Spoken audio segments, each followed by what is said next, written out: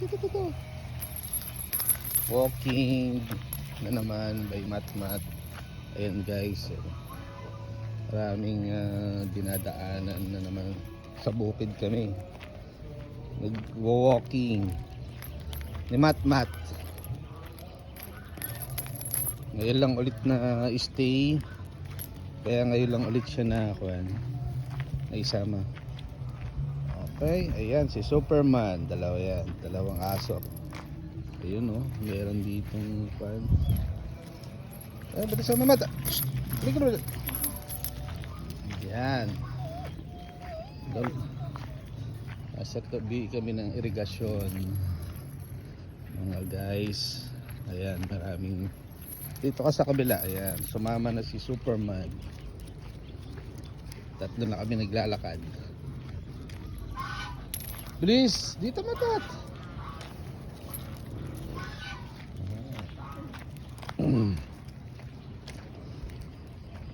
Kailangan din maglakad, puro bukid.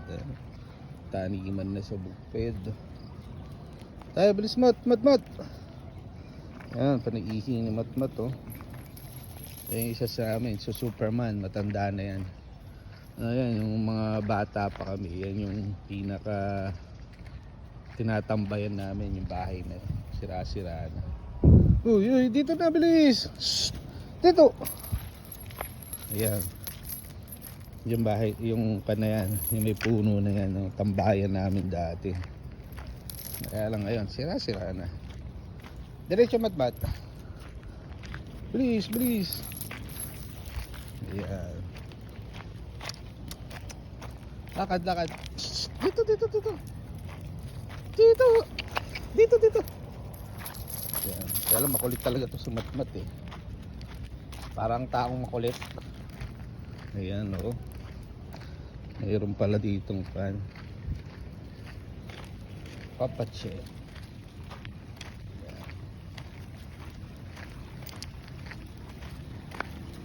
Sige, lakad na.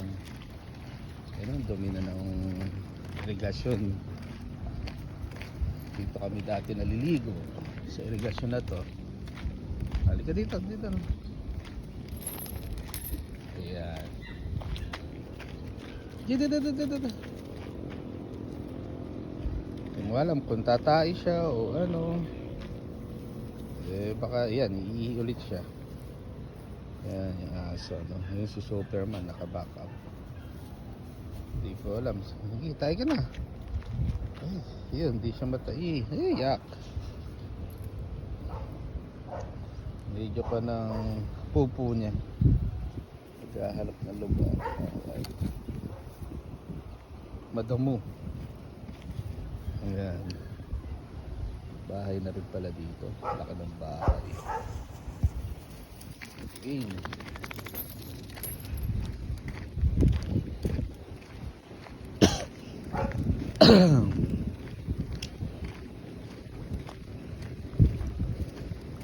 Dami ng pagbabago sa lugar na to. Ngayon lang ako nalakad dito ulit Pero okay na rin.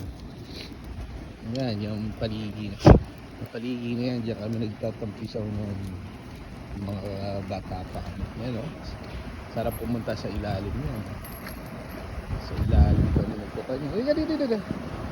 Sa ilalim kami nagsusuot tapos papados-dos. Ito may bahay na dito bago.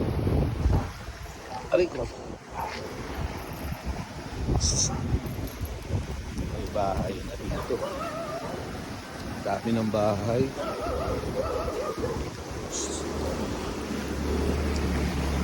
Yun lakas ng alon.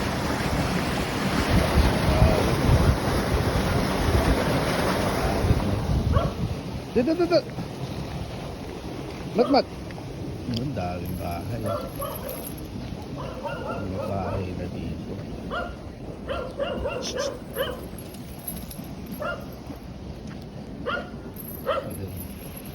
Ngayon lang ulit ako naglakad-lakad dito guys. Matagal na panahon na.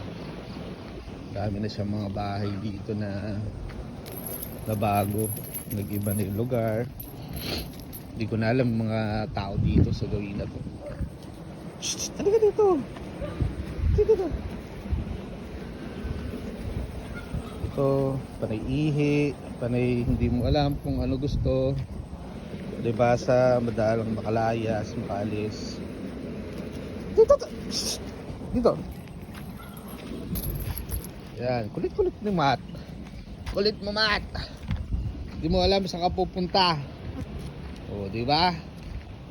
Sige, lakad lang. Ayan. Dami na nabago. Talagang ang panahon ay napakabilis. Hindi na siya, hindi mo na mamalayang matanda ka na. Ano, may presyo. Sayang, hindi pa simentado yung daan dito. Layo-layo na rin nalalakad natin. Siguro. Halika dito naman. Ayan. Okay. Buhay. Ayan. Halika dito. Halika na. Ayan. Mga bata kami, hindi pa ako masyadong nakakarating dito eh. Gala lang ako, no? Apurang-apuraan. Nakita mo lang si Superman. Gusto mo nang habulin. Huy!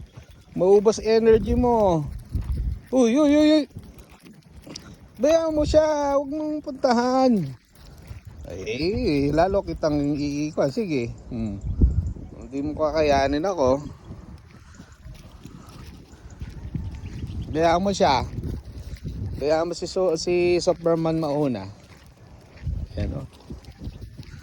Ngayon lang ulit ako nalakad dito. Matagal na panahon. Ngayon lang ako napunta ulit sa lugar na to. Pero dami na rin pagbaba. Okay pa rin. Pero may mga nadagdag na mga farm yun. Mga farm siya na na dagdag. Sobrang layo na. Saka yan mga dati mga lang yan mga bukid, ayan, dami na palang bahay dyan sobrang lahat sila nandyan na. Talagang kakaiba. Ayan. Huy! Hindi talagang mapakalit ang alaga ko na to. Kaya lang talagang dumi ng irigasyon Hindi naabugutan pa to ng yung kay Duterte na pagpapagawa. Yung mga project niya, ala na, pinutol na nung si BBM na yung ala na, sayang yung doon may mga simentado na hanggang ilalim, kaya ang linis tingnan, pati yung daan. Ito nung si BBM na, wala na talagang pagbabago, wala nang project na itinuloy ulit dito. Kaya sa susunod na eleksyon, huwag na tayo magpapabudol mga DDS. Sayang ang pagbabago ng Pilipinas. Kala ko yayaman na tayo, lalo pala maghihirap dahil sa trabaho ng bagong administrasyon ngayon. Kakaawa ang Pilipinas. Ayan pa rin siya.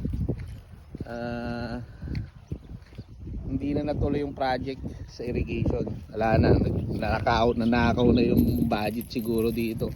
Kaya pinistop na kung saan na napunta. Wala na, iba na i-vlog ko sayang kasi, yung opportunity na maging develop na sana yung lugar na to. Napakaganda to pag sinimento to. Talagang malinis tignan, pati irigasyon malinis din yung paligi. Pero ngayon tignan mo, ang dumi Adyan yung mga kalat tinatapon. Kay Duterte nung kasi, yung mga yan, pinagbabawal yan. Pag may nagtapon dyan, uhulihin. Ngayon, nung sikwa ng administrasyon, wala na siyang pakialam sa Pilipinas. Wala na siyang pakialam sa mga back to reality ulit. Kaya sabi ko, huwag na tayo magpabudol sa susunod. Napakahirap yung ilang dekada na namumuno ay nagkaroon tayo. Kaya lang ang nangyari Saglit lang. Saglit lang kasi napaupan ng pandemic kaya hindi rin sila na masyadong nakagawa. Pero kung tingin ko nagtagal tong si Duterte baka ang laki na na-improve ng Pilipinas. Baka isa na tayo sa mayaman talagang bansa. Kaya lang wala na wala na tayong choice.